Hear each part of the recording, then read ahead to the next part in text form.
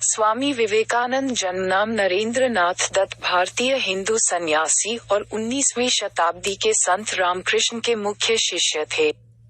भारत का आध्यात्मिकता से परिपूर्ण दर्शन विदेशों में स्वामी विवेकानंद की वक्तृता के कारण ही पहुंचा। भारत में हिंदू धर्म को बढ़ाने में उनकी मुख्य भूमिका रही और भारत को औपनिवेशिक बनाने में उनका मुख्य सहयोग रहा। विवेकानंद ने रामकृष्ण मठ और रामकृष्ण मिशन की स्थापना की, जो आज भी भारत में सफलतापूर्वक चल रहा है। उन्हें प्रमुख रूप से उनके भाषण की शुरुआत मेरे अमेरिकी भाइयों और बहनों के साथ करने के लिए जाना जाता है, जो शिकागो विश्व धर्म सम्मेलन में उन्होंने हिंदू धर्म की पहचान कराते हुए कहे थे। उनका जन्म कलकत्ता के बंगाली कायस्थ परिवार में हुआ था। स्वामी जी का ध्यान बचपन से ही आध्यात्मिकता की ओर था। उनके गुरु रामकृष्ण का उन पर सबसे ज्यादा प्रभाव पड़ा, जिनसे उन्होंने जीवन जीने का सही उद्देश्य जाना, स्वयं की आत्मा को जाना और भगवान की सही परिभाषा को जानकर उनकी सेवा की और सतत अपने दिमाग को भगवान के ध्यान में लगाए रखा। रामकृष्ण की मृत्यु के पश्चात विवेकानंद ने विस्तृत रूप से भारतीय उपमहाद्वीप की यात्रा की और ब्रिटिश कालीन भारत में लोगों की परिस्थितियों को जाना, उसे समझा। बाद में उन्होंने यूनाइटेड स्टेट की यात्रा, जहां उन्होंने 1893 में विश्व धर्म सम्मेलन में भारतीयों के हिंदू धर्म का प्रतिनिधित्व किया। विवेकानंद ने यूरोप, इंग्लैंड और यूनाइटेड स्टेट में हिंदू शास्त्र की 100 से भी अधिक सामाजिक और वैयक्तिक क्लासेस ली और भाषण भी दिए। भारत में विवेकानंद एक देशभक्त संत के नाम से जाने जाते हैं और उनका जन्मदिन राष्ट्रीय युवा दिन के रूप में मनाया जाता है। प्रारंभिक जीवन, जन्म और बचपन। स्वामी विवेकानंद का जन्म नरेंद्र नाथ दत्ता नरेन के नाम से 12 जनवरी 1863 को मकर संक्रांति के समय उनके पैतृक घर कलकत्ता के गौरमोहन मुखर्जी स्ट्रीट में हुआ, जो ब्रिटिशकालीन भारत की राजधानी थी। उनका परिवार एक पारंपरिक कायस्थ परिवार था। विवेकानंद के 9 भाई बहन थे। उनके पिता विश्वनाथ दत्ता कलकत्ता हाई कोर्ट के वकील थे। दुर्गाचरण दत्ता जो नरेंद्र के दादा थे, वे संस्कृत और पारसी के विद्वान थे, जिन्होंने 25 साल की उम्र में अपना परिवार और घर छोड़कर एक सन्यासी का जीवन स्वीकार कर लिया था। उनकी माता भुवनेश्वरी देवी एक देवभक्त गृहिणी थी। स्वामी जी के माता और पिता के अच्छे संस्कारों और अच्छी परवरिश के कारण स्वामी जी के जीवन को एक अच्छा आकार और एक उच्च कोटि की सोच मिली। युवा दिनों से ही उनमें आध्यात्मिकता के क्षेत्र में रुचि थी। वे हमेशा भगवान की तस्वीरों जैसे शिव, राम और सीता के सामने ध्यान लगाकर साधना करते थे। साधुओं और सन्यासियों की बातें उन्हें हमेशा प्रेरित करती रही। नरेंद्र बचपन से ही बहुत शरारती और कुशल बालक थे। उनके माता पिता को कई बार उन्हें संभालने और समझने में परेशानी होती थी।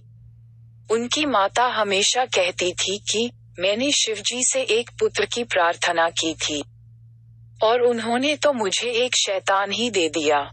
स्वामी विवेकानंद शिक्षा -1871 में 8 साल की आयु में स्वामी विवेकानंद को ईश्वर चंद्र विद्यासागर मेट्रोपॉलिटन इंस्टीट्यूट में डाला गया।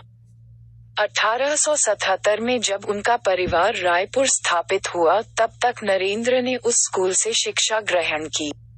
1879 में उनके परिवार के कलकत्ता वापस आ जाने के बाद प्रेसिडेंसी कॉलेज की एंट्रेंस परीक्षा में फर्स्ट डिवीजन लाने वाले वे पहले विद्यार्थी बने। वे विभिन्न विषयों जैसे दर्शन शास्त्र, धर्म, इतिहास, सामाजिक विज्ञान, कला और साहित्य के उत्सुक पाठक थे। हिंदू धर्म ग्रंथों में भी उनकी बहुत रुचि थी, जैसे वेद, उपनिषद, भगवत गीता, रामायण, महाभारत और पुराण। नरेंद्र भारतीय पारंपरिक संगीत में निपुण थे और हमेशा शारीरिक योग, खेल और सभी गतिविधियों में सहभागी होते थे।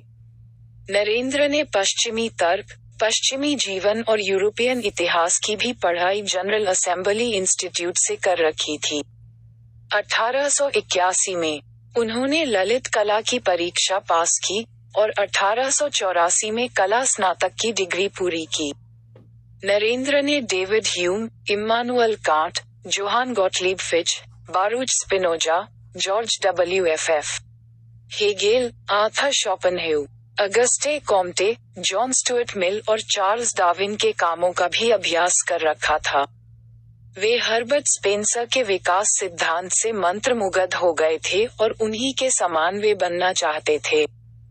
उन्होंने स्पेंसर की शिक्षा किताब 1861 को बंगाली में भी परिभाषित किया। जब वे पश्चिमी दर्शन शास्त्रियों का अभ्यास कर रहे थे तब उन्होंने संस्कृत ग्रंथों और बंगाली साहित्यों को भी पढ़ा।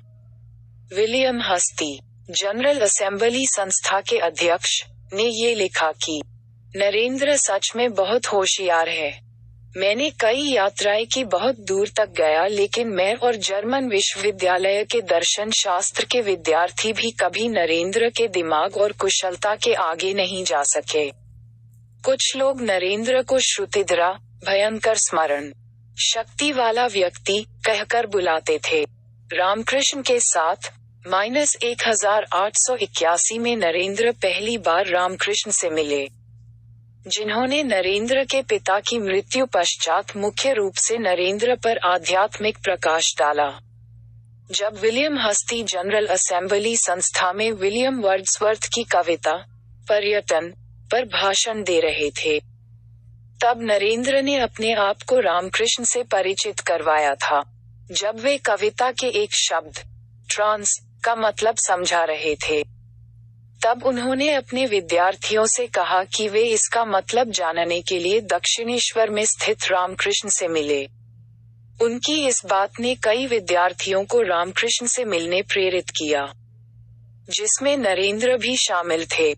वे व्यक्तिगत रूप से नवंबर 1881 में मिले, लेकिन नरेंद्र उसे अपनी रामकृष्ण के साथ पहली मुलाकात नहीं मानते, और न ही कभी किसी ने उस मुलाकात को नरेंद्र और रामकृष्ण की पहली मुलाकात के रूप में देखा। उस समय नरेंद्र अपनी आने वाली FA ललित कला परीक्षा की तैयारी कर रहे थे। जब रामकृष्ण को सुरेंद्र नाथ मित्र के घर अपना भाषण देने जाना था, तब उन्होंने नरेंद्र को अपने साथ ही रखा। परांजपे के अनुसार उस मुलाकात में रामकृष्ण ने युवा नरेंद्र को कुछ गाने के लिए कहा था, और उनके गाने की कला से मोहित होकर उन्होंने नरेंद्र को अपने साथ दक्षिणेश्वर चलने कहा। 1881 के अंत और 1882 में प्रारंभ में नरेंद्र अपने दो मित्रों के साथ दक्षिणेश्वर गए और वे रामकृष्ण से मिले।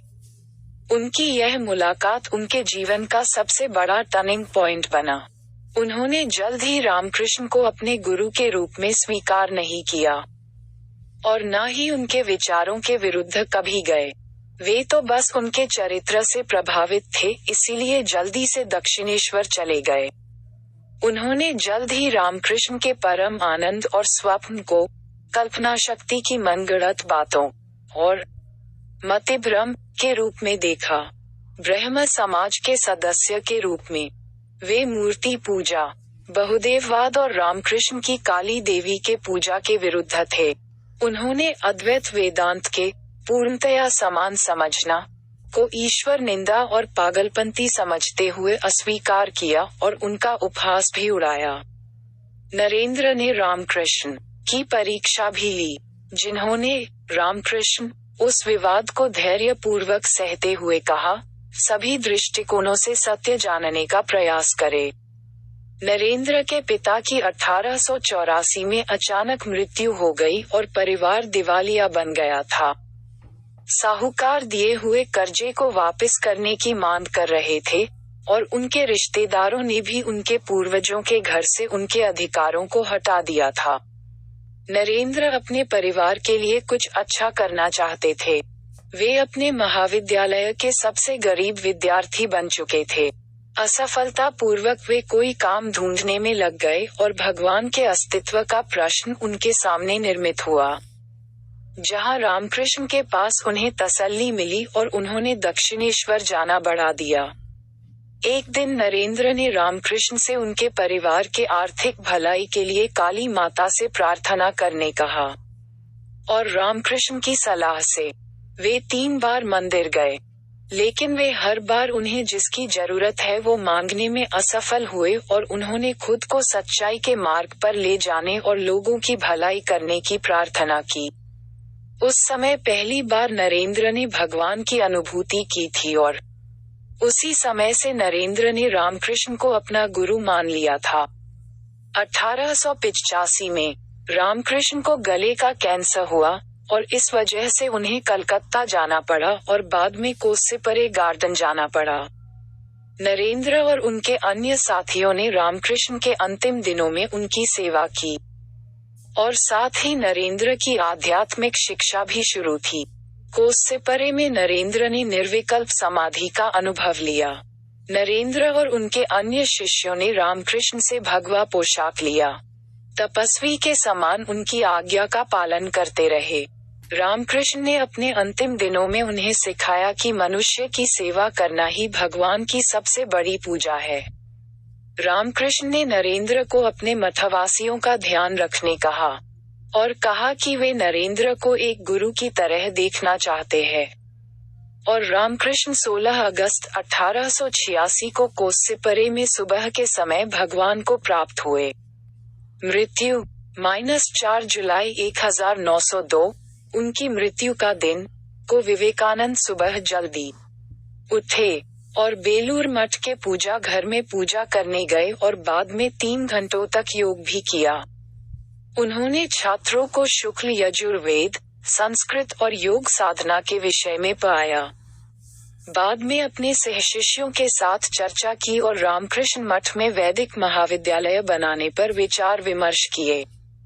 7 PM को विवेकानंद अपने रूम में गए और अपने शिष्य को शांति भंग करने के लिए मना किया और 9 PM को योगा करते समय उनकी मृत्यु हो गई। उनके शिष्यों के अनुसार उनकी मृत्यु का कारण उनके दिमाग में रक्तवाहिनी में दरार आने के कारण उन्हें महासमाधि प्राप्त होना है। उनके शिष्यों के अनुसार उनकी महासमाधि का कारण ब्रह्मर्द्रा योगा का एक प्रकार था। उन्होंने अपनी भविष्यवाणी को सही साबित किया कि वे 40 साल से ज्यादा नहीं जिएंगे। बेलूर की गंगा नदी में उनके शव को चंदन की लकड़ियों से अग्नि दी गई। अगर आपको वीडियो अच्छा लगा तो सब्सक्राइब करें और शेयर करें एजुकेशन स्टोरी।